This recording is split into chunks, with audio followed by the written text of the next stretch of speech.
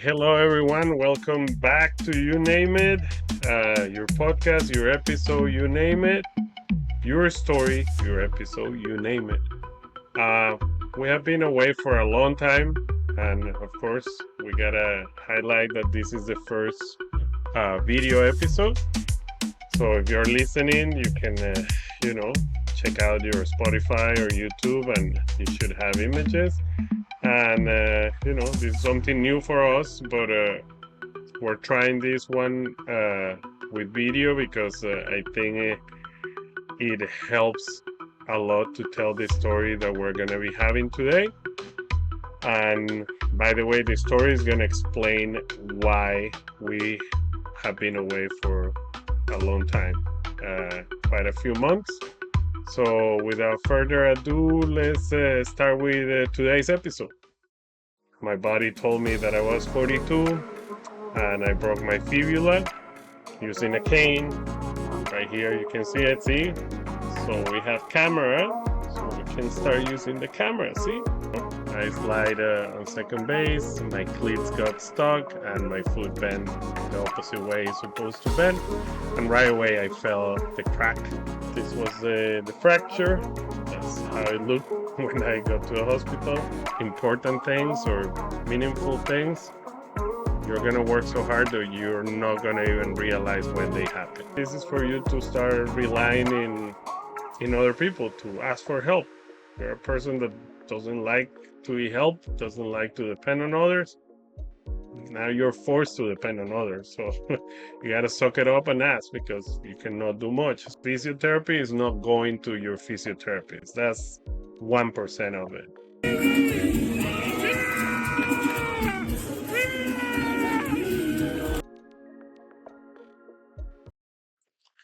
And remember, this episode is brought to you thanks to our partners in Finance Talks 123, a consulting firm that looks to add to your knowledge and subtract to the ambiguity about financial matters. We offer trainings for individuals and for groups in areas like accounting, budget management, effective presentations, and more. You can contact us on Instagram at Finance Talks 123 or email us at finance talks.123@gmail.com. Understanding finance can be as easy as 123.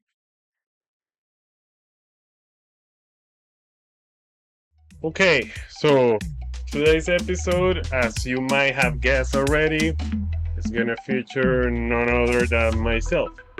Um, at the beginning, I said didn't want to make this podcast, a monologue or something to just come and pour down my thoughts.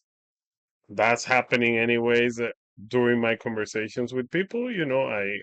It's always an exchange of opinion, but today is very special because these pause that we had for over 4 months were due to a freak accident that I had.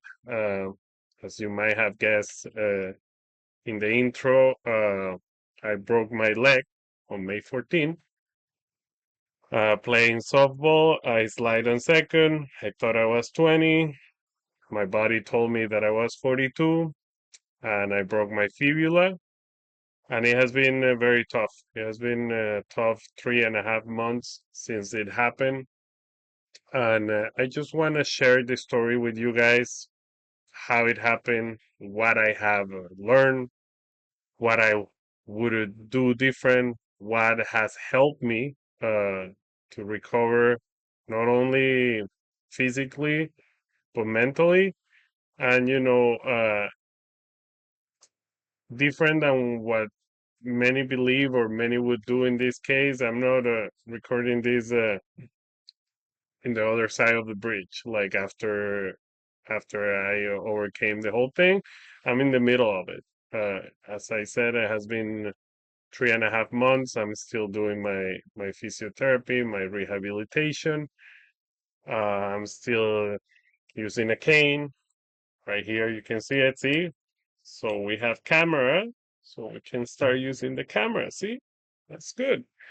And no, in all seriousness, the camera is going to help to share some images of what I want to communicate. Okay, now we should be able to see the image that I want to project, which now we can see the timeline. Just want to give a brief idea of how it happened. As I said, May 14 was the date that it happened. It was during a night game, right towards the end of the game. And, I slide on second base, my cleats got stuck, and my foot bent the opposite way it's supposed to bend. And right away, I felt the crack. Um, right away, I can start telling you the things that you shouldn't do, because one of them was something that I did.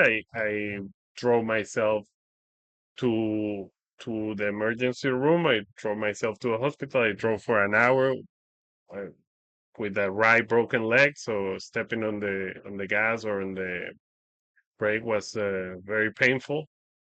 It was crazy. I should have called an ambulance. So first tip, if you guys want to take any tips, don't drive yourself. You can figure out the car and all that the next day, but you put yourself in danger and other in dangers. By that, I was relying a lot on the cruise control of my car, but it still was painful and was very risky. Anyways, so that's May 14. Uh, in the first week, it was so crazy. I went to a hospital.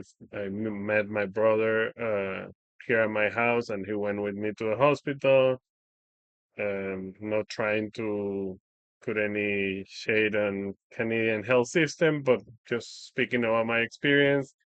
Hospitals here, they look nice and all that, but the wait times are crazy and the human touch is lacking a little bit. So, after a few hours in there with a very broken leg, and you'll see the images right after this timeline. Um, I was just simply told, hey, you have a clean fracture of your fibula, your season is done. You're looking at least a year of recovery, just like that, and they put a cast on me. They send a referral for the orthopedic surgeon to assess if the surgery was needed or they would let it heal. And that was that. I went back home. A couple of days after I saw the orthopedic surgeon, and he said, "Well, the good news is it didn't display, so we're gonna let it, heal by itself. So we don't it's not that invasive that we go and cut in." So that's when I started to, you know, do my research and ask around. I was very nervous that, letting it heal by itself was going to be good or not good. But in the meantime, I even didn't have time to worry too much because within the first week, my leg started to get extremely hot, and I started to feel some liquid coming out of the cast, and it was very itchy. And then when I went for the emergency room, I developed an infection for the material they use. You'll see the pictures too.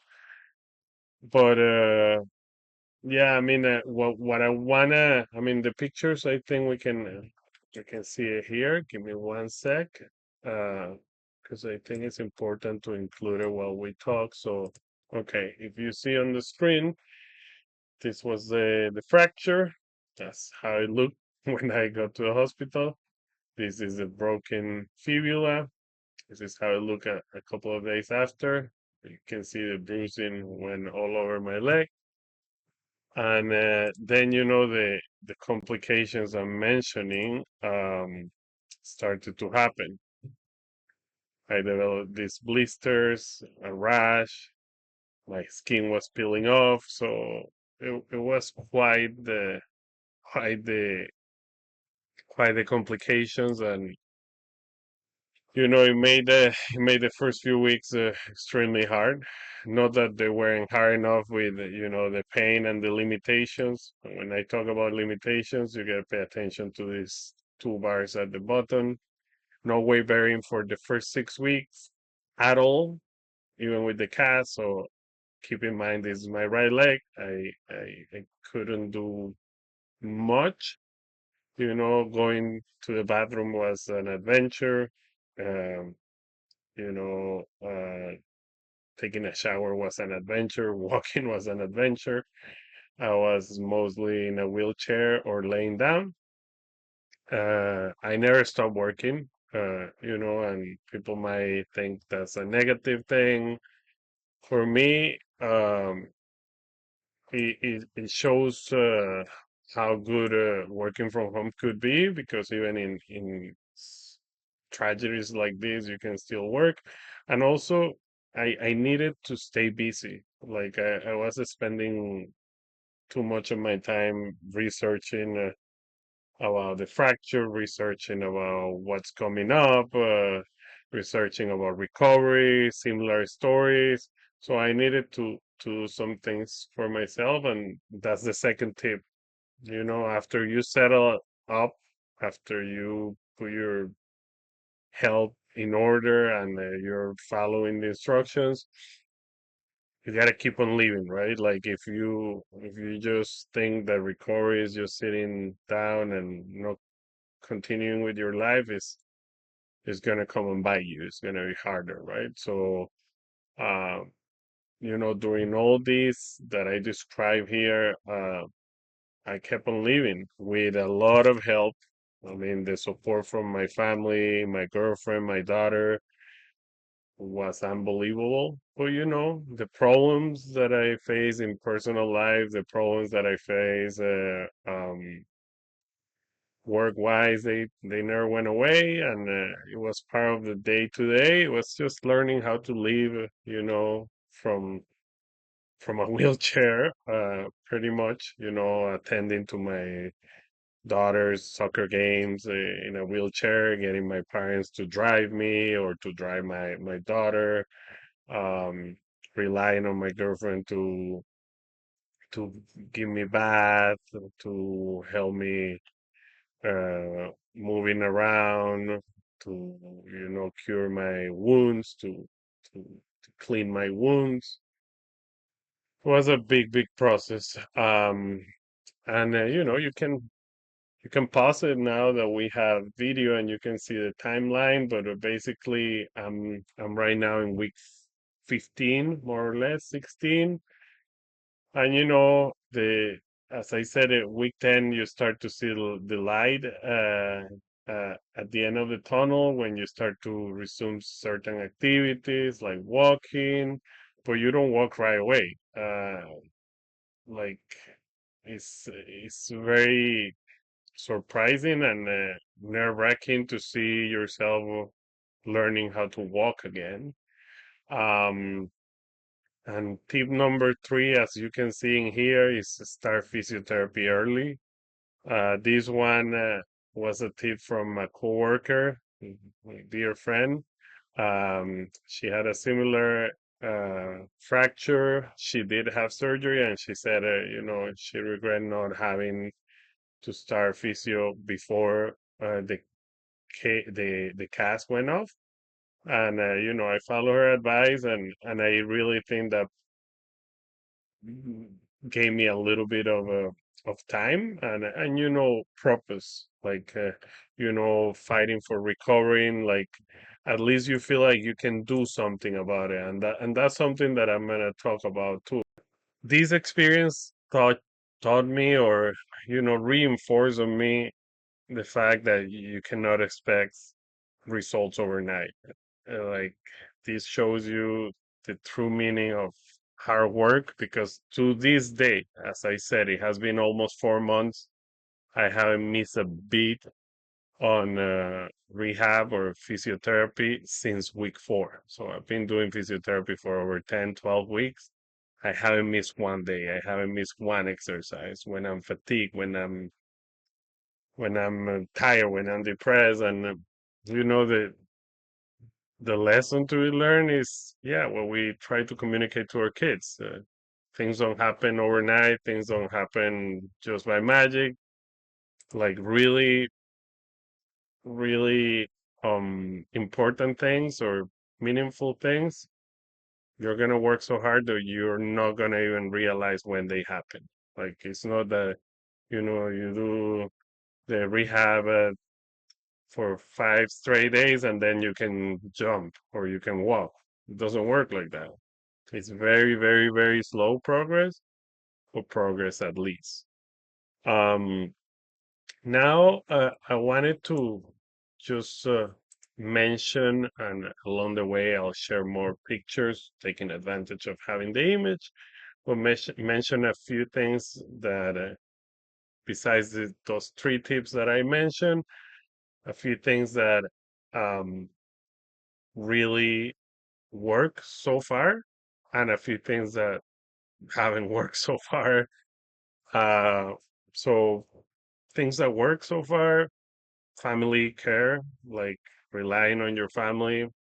I remember when this first happened, I had a conversation with my therapist, about coming to terms with this because I'm a very active person. Sports is something amazing to me. And it happened right at the beginning of the season, at the beginning of the summer. For those who live here in Canada, you know that you have a small window to enjoy sports outside, and it happened right at the beginning, and I was having a hard time. I mean, I understood, like, it happened because it happened and you have to face it. That's it. But one thing is, like, not to look for a meaning for it, but since you're dealing with it, take advantage of the position that you are at and try to come up with something to learn from it or to get better. And one of the things that he mentioned is, like, maybe this is for you to start relying in other people to ask for help. You're a person that doesn't like to be helped, doesn't like to depend on others. Now you're forced to depend on others. So you got to suck it up and ask because you cannot do much. So, important, very important to kind of, like, even if it's against your pride or your policy, to ask for help, to rely on family care. As I said, I have a great support system around me, with my immediate family, my parents, my brother. My daughter went above and beyond, and she's only 10. And my girlfriend, she pretty much dropped everything to take care of me. So really appreciative of all that. Another thing that work, as I mentioned, physiotherapy, is painful, is is annoying, is repetitive, because physiotherapy is not going to your physiotherapist. That's 1% of it. You go to a physiotherapist, they do a couple of things to you, but then they ask you to work. They give you exercises to work, and it's up to you. And at least that's the one piece that you feel that you can control, right? Because other than that, it's like, well, resting, I can drive, I can bear weight, but at least I can control how much work I put into it to get better. So physiotherapy, positive thinking. I'm a positive thinker by nature, but in those moments, it's extremely hard to keep a positive thinking. But gotta do what you gotta do to do it. Do some research. I have it as a positive and a negative because it could help you lots, but it can also frustrate you a bit or make you nervous. So research has to be done with managing the expectations and not taking everything that you find, like, as definitive, right? Like, and also trusting the work and trusting the time, right? Talking to people with similar experiences or listening to people with similar experiences also help because it gives you that. hope that, there is light at the end of the tunnel, and doing things. As I said, don't stop living your life. I was working. I was trying to work out the rest of my body. I was, attending everything related to my daughter.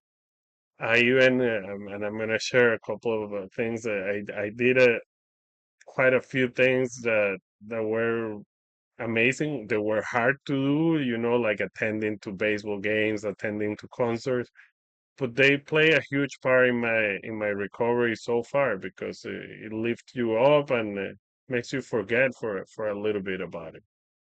The things that haven't worked that well so far, again, as I said, research, you got to be careful with it because you can get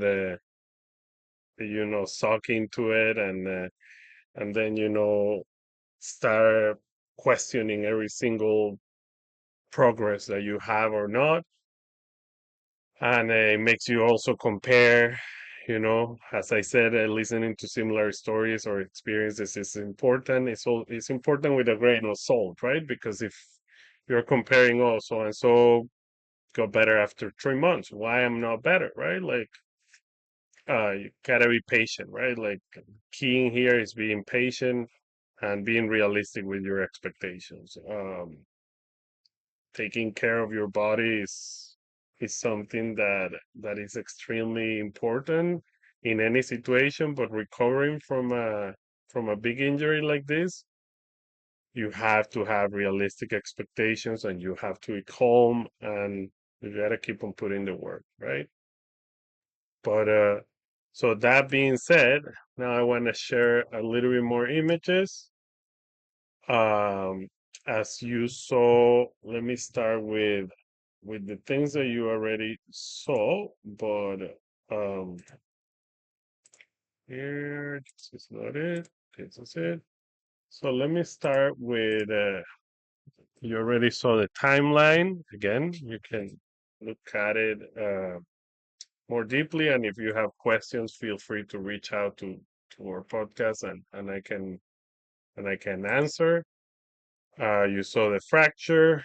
Uh, you saw the complications, but now I want to share a few things that shows you that it hasn't been all that bad, and also shows you what, besides putting your hard work and being patient, helps to your recovery. Again, hard work, keep on doing what you do, spending time with people that love you and care about you, and participating in things, right? Like, this is a party. This is a musical that we enjoy as a family very much. Um, this is amazing video. This is 10 days after the fracture. We had tickets for a concert. By the way, before I go here, we had um, a trip planned 4 days after my fracture. Needless to say, we couldn't go.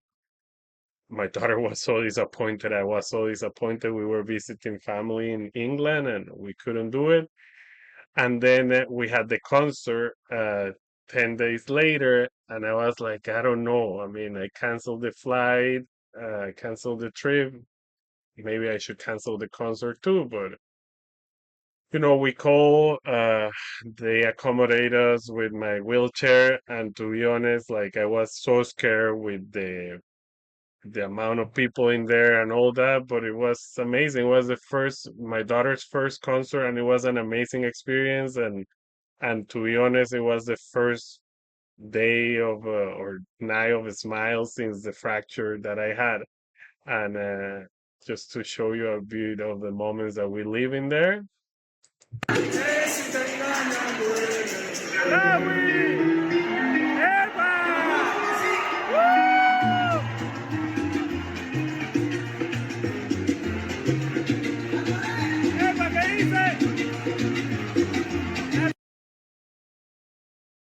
Amazing, amazing. I get goosebumps from seeing that.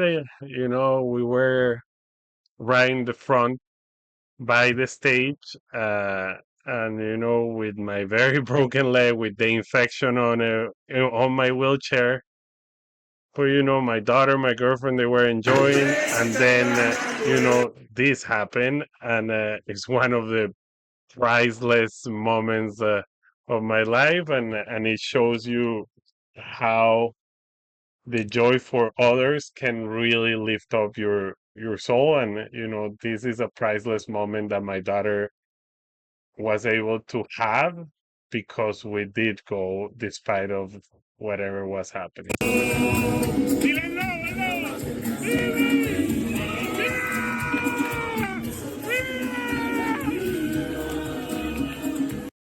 That's my daughter's favorite band, and she got uh, to shake hands with him in her first concert during her favorite song.